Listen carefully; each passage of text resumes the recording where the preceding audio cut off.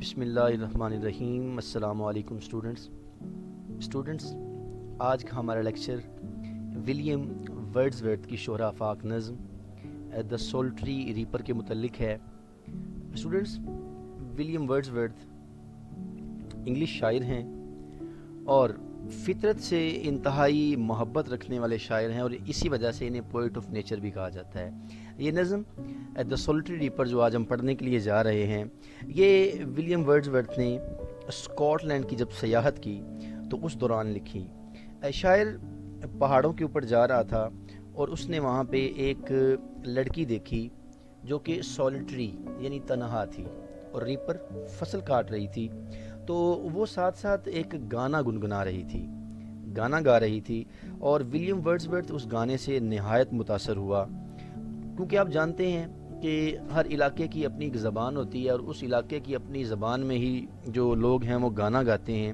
تو وہ پہاڑی لڑکی جو ہے وہ اپنی علاقائی زبان میں کوئی گیت گا رہی تھی اور ساتھ ساتھ فصل کاٹ رہی تھی۔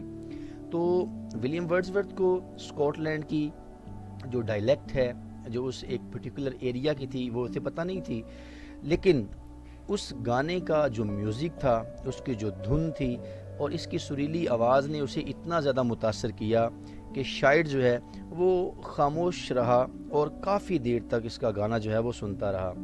پھر وہ پہاڑی پہ چڑھ گیا، لیکن وہ گیت اس کی روح کی گہرائیوں میں اتر گیا۔ پہاڑی پہ چڑھنے کے بعد وہ نغمہ اسے سنائی تو نہیں دیا، لیکن وہ شاعر کے دل میں اس قدر جگہ کر گیا ہے کہ وہ کہتا ہے کہ صدیاں ہو گئی ہیں، کئی سال ہو گئے ہیں، آج تک اس جیسا گانا نہیں سنا، اور آج بھی وہ اس کے لیے خوشی اور مسرت کا باعث ہے۔ تو اسٹوڈنٹس، اس نظم میں اصل میں فطرت کی جو طاقت ہے، دا پاور آف نیچر، یہ ولیم ورڈزورتھ نے ہمیں بیان کی ہے۔ تو سٹارٹ کرتے ہیں اس نظم کو۔ اسٹوڈنٹس، اس ویڈیو کو لاسٹ تک دیکھیے گا، لاسٹ میں انشاءاللہ میں آپ کو بتاؤں گا کس طرح سے آپ اس نظم کی explanation with reference to context solve کر سکتے ہیں، اور اس پوئم کے ریگارڈنگ کوئی بھی کویسچن آتا ہے تو کس طرح سے ہم اسے ایزیلی سولو کر سکتے ہیں۔ Let's start.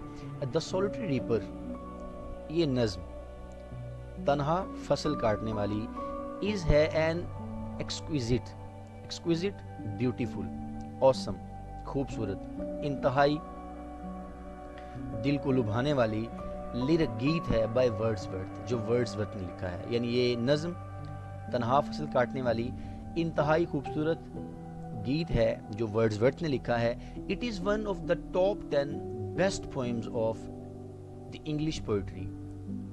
اس نظم کو آپ اگر انگریزی شاعری کی 10 بڑی نظموں میں گنیں تو یہ جھوٹ نہ ہوگا، واقعی ہی اس نظم کو 10 بہترین نظموں میں گنا جاتا ہے، شمار کیا جاتا ہے۔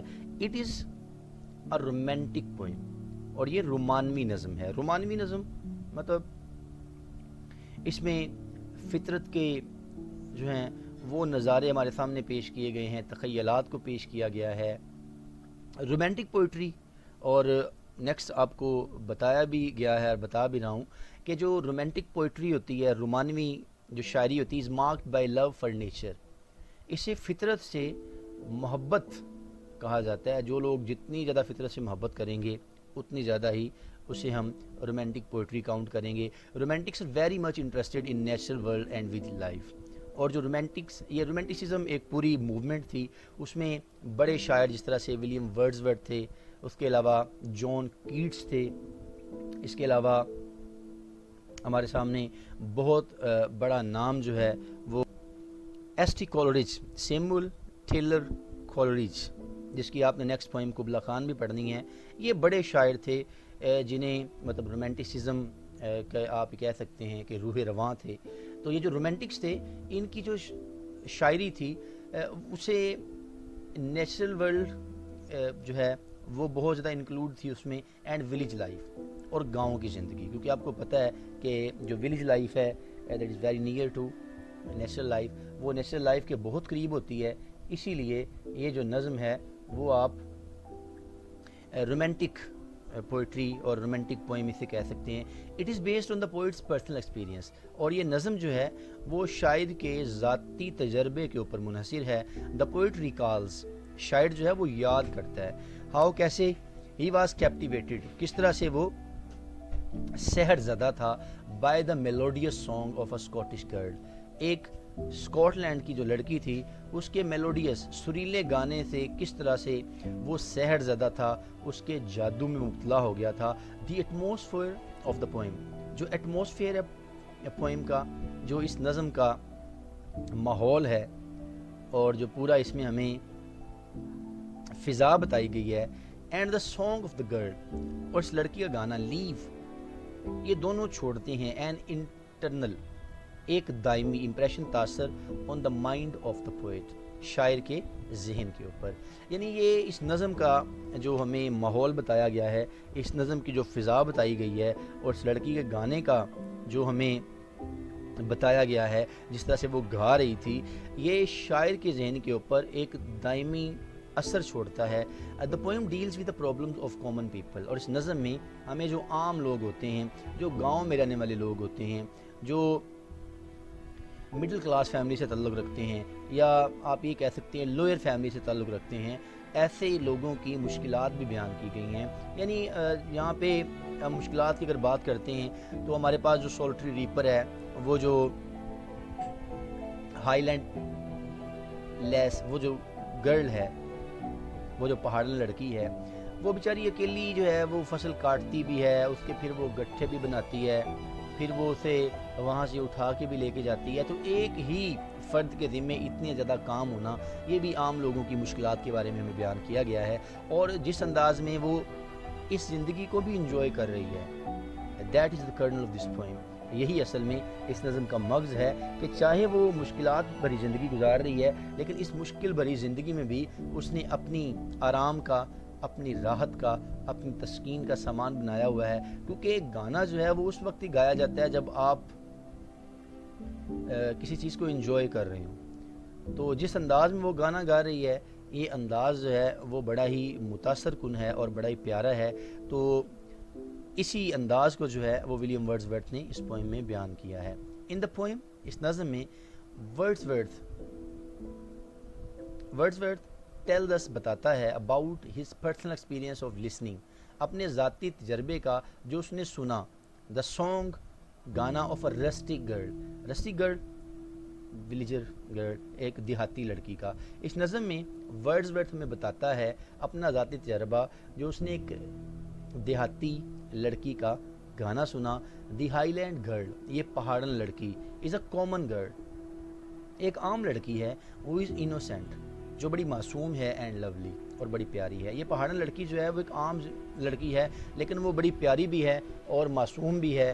دا پوئٹ ٹیکس دا ریڈر, یہ جو شاعر ہے وہ لے جاتا ہے دا ریڈر, پڑھنے والے کو, انٹو دا ویلی, ایک وادی میں, ویئر, جہاں پہ دا رسٹک گرل, جہاں پہ وہ پہاڑن لڑکی اس سنگنگ گا رہی ہے میلوڈیسلی, سریلے انداز میں. شاعر جو ہے وہ پڑھنے والے کو اس ویلی میں لے جاتا ہے, اس وادی میں لے جاتا ہے جہاں پہ وہ لڑکی جو ہے پہاڑن وہ گا رہی ہے. اب دیکھیں اسی وجہ سے اس نظم کو جو ہے وہ ٹاپ 10 بیسٹ پوئمز میں کنسیڈر کیا جاتا ہے کہ اس پوئم کا جو لکھنے کا انداز ہے وہ اس انداز میں لکھی گئی ہے کہ جو ریڈر ہے اپنے آپ کو اس ویلی میں سمجھتا ہے. Reader considers himself with poet and he considers himself as he is listening the song of that girl live, جیسے وہ لائیو سن رہا ہے. جس طرح سے آپ اس نظم کی ٹیکسٹ کو پڑھتے ہیں تو فرسٹ ورڈ آپ دیکھیں بیہولڈ, دیکھو, اور وہ دیکھنا اس طرح سے ہوتا ہے جس طرح آپ پوائنٹ کر رہے ہیں کہ وہ دیکھو, اور وہ دیکھو آپ اسی کو کہتے ہیں جو آپ کے ساتھ ہوتا ہے. تو آپ کے ساتھ ہونے کا مطلب یہی ہوا کہ شاعر ہمیں اس طرح سے سمجھتا ہے جس طرح سے ہم اس کے ساتھ ہیں. اور جب یہ کوئی بھی قاری پڑھتا ہے, سننے والا اسے پڑھتا ہے, تو وہ یہی سمجھتا ہے کہ جیسے وہ اس کے ساتھ ہی ہے اور وہ بھی اس لڑکی کا گانا جو ہے وہ لائیو سن رہا ہے. ہی سیز دیٹ, وہ کہتا ہے دی انٹائر, مکمل ویلی, وادی از اوور فلوئنگ, چھلک رہی ہے with melody of her song, اس کے گانے کے سریلے پن سے. یعنی وہ لڑکی اتنا اچھا گانا گا رہی ہے کہ پوری کی پوری وادی جو ہے وہ چمک رہی ہے, دمک رہی ہے, چھلک رہی ہے, آوازیں گونج رہی ہیں, تو وہ بڑی پیاری لگ رہی ہے اس کی آواز. The song brings the reader, یہ گانا کون سا؟ That the girl was singing, جو وہ لڑکی گا رہی تھی.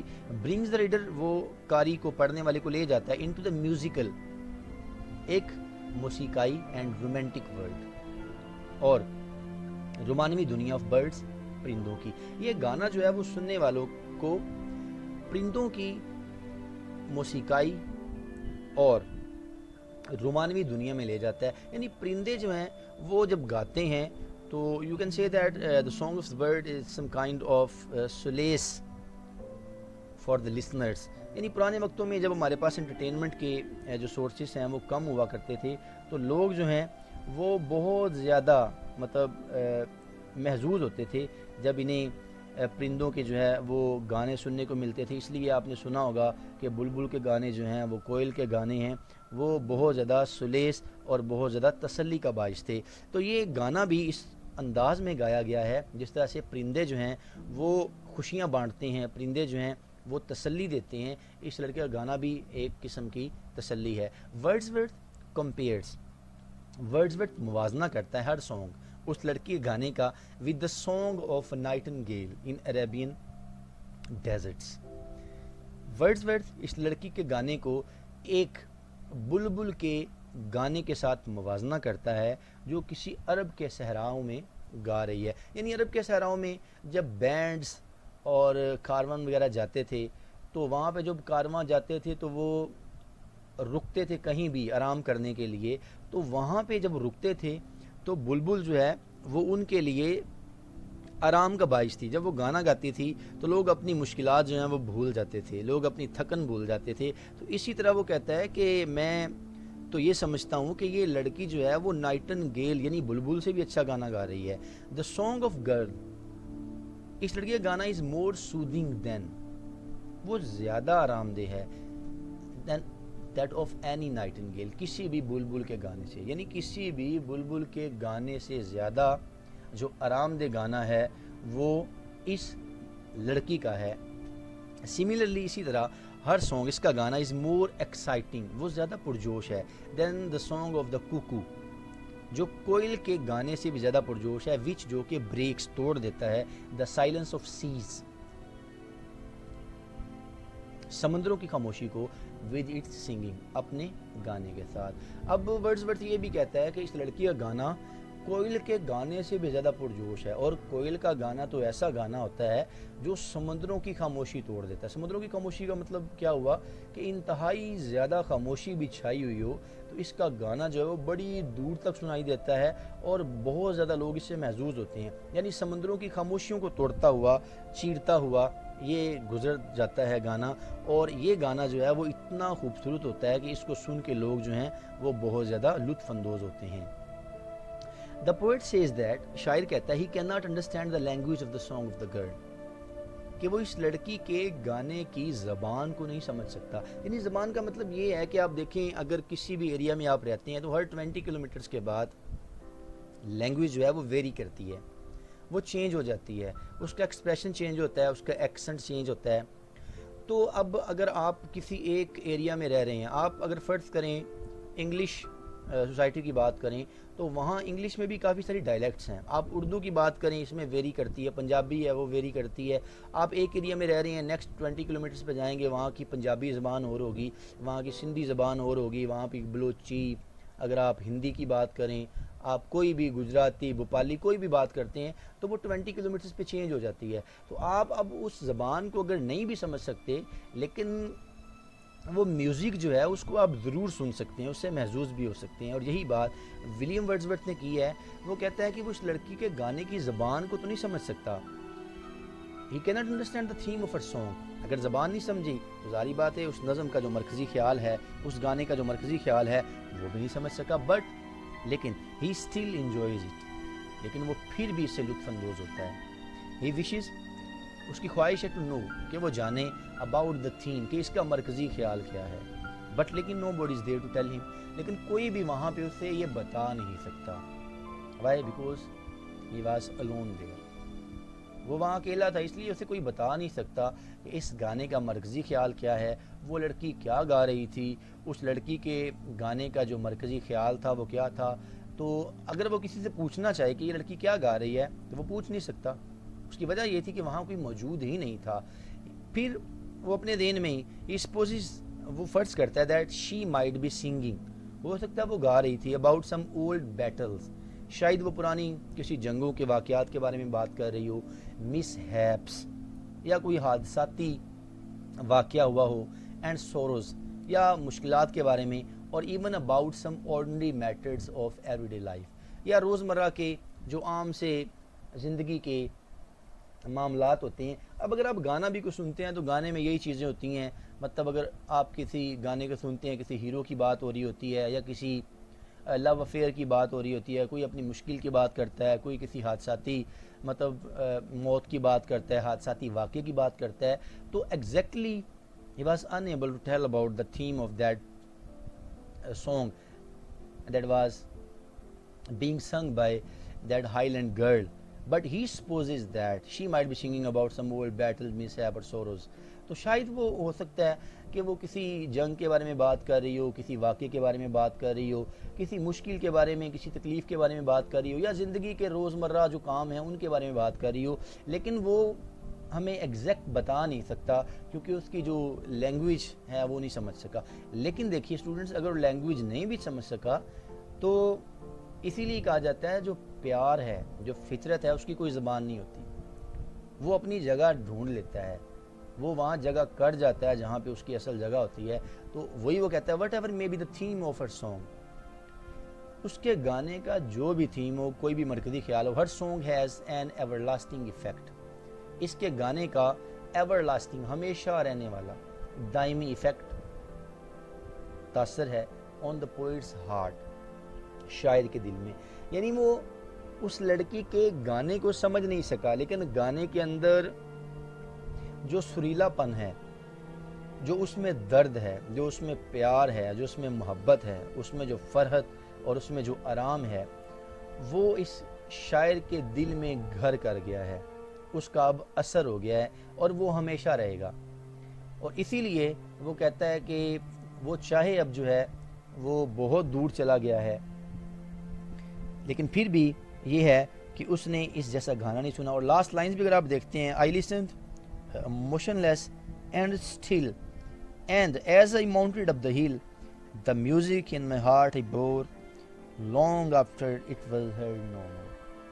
کہتا ہے میں چاہے پہاڑی کے اوپر چڑھ گیا ہوں، میں اپنے وطن میں بھی واپس آ گیا ہوں، میں نے وہ گانا جب سنا تو میں وہاں ہی کھڑا رہ گیا، اور اس گانے کا اتنا بڑا اثر میرے دل کے اوپر ہوا کہ آج اتنا عرصہ گزر گیا ہے، میں نے اس جیسا گانا جو ہے وہ اس کے بعد نہیں سنا۔ The poet remembers the song in the whole life، اور شاعر جو ہے وہ اپنی پوری زندگی اس گانے کو یاد رکھتا ہے کہ اس کے اندر کتنا زیادہ پیار تھا، کتنی زیادہ محبت تھی، اور کتنے خوبصورت انداز میں اس گانے کو جو ہے وہ اس لڑکی نے گایا ہے۔ تو اسٹوڈنٹس، اگر اس نظم سے آپ کو لائنز آتی ہیں ایکسپلینیشن کے لیے تو ہم کیا کریں گے؟ سب سے پہلے آپ کو پتہ ہے کہ جو ہم نے ایکسپلینیشن کرنی ہوتی ہے، explain the following lines with reference to text that is asked by the students, آپ سے کہا یہی جاتا ہے کہ آپ نے ریفرنس ٹو کنٹیکسٹ ایکسپلینیشن کرنی ہے۔ تو ریفرنس آپ فرسٹ لائن میں دیکھ سکتے ہیں کہ سولٹری ریپر جو ہمارے پاس پوئم ہے، اور اس کے بعد ورڈ جو ہمارے پاس شاعر ہے، ان کو ہم کس طرح سے لکھیں گے؟ These lines have been taken from the poem, تو سولٹری rapper written by William Wordsworth. اب اسٹوڈنٹس، اب اس کا ہم کس طرح سے بنائیں گے ہمارا کنٹیکسٹ؟ آپ لکھیں گے this poem is an exquisite lyric, یعنی یہ نظم جو ہے وہ بڑا ہی خوبصورت گیت ہے، اور یہاں سے پھر آپ آگے سٹارٹ کر دیں گے it is one of the top 10 best poems of the English poetry, یہاں سے لے کے لاسٹ اب ہم the poem deals with the problems of common people. یہ فرسٹ پیراگراف جو ہے اس کو آپ ایز اے کنٹیکسٹ جو ہے وہ کنسیڈر کریں گے۔ اس کے بعد اسٹوڈنٹس ہمارے پاس جو سیکنڈ پیراگراف آئے گا، ان the poem Wordsworth tells us, یہاں پہ ہم ایکسپلینیشن لکھتے ہوئے، کیونکہ آپ نے پرٹیکولر لائنز کو ایکسپلین کرنا ہوتا ہے، تو ہم پوئم کی بجائے اس کو ہم ان دیز لائنز لکھیں گے۔ In these lines or in the particular lines Wordsworth tells us accordingly جو لائنز آئی ہوں گی ان کو ہم پہلے لکھ دیں گے اور بقایا بعد میں. تو اسٹوڈنٹس یہ تھا ہمارا آج کا لیکچر بی اے کی 9th پوئم دا سولٹری ریپر کے متعلق. امید کرتا ہوں یہ ویڈیو آپ کو پسند آئی ہوگی. اگر ویڈیو پسند آئی ہے میری ویڈیو کو لائک کریے, میرے چینل کو سبسکرائب کریے, دوسرے لوگوں کے ساتھ شیئر کریے اور بیل آئیکن کو دبانا مت بھولیے گا. انشاءاللہ ملتے ہیں نئے لیکچر اور نئی ویڈیو کے ساتھ. اپنا خیال رکھیے گا. تب تک اللہ حافظ.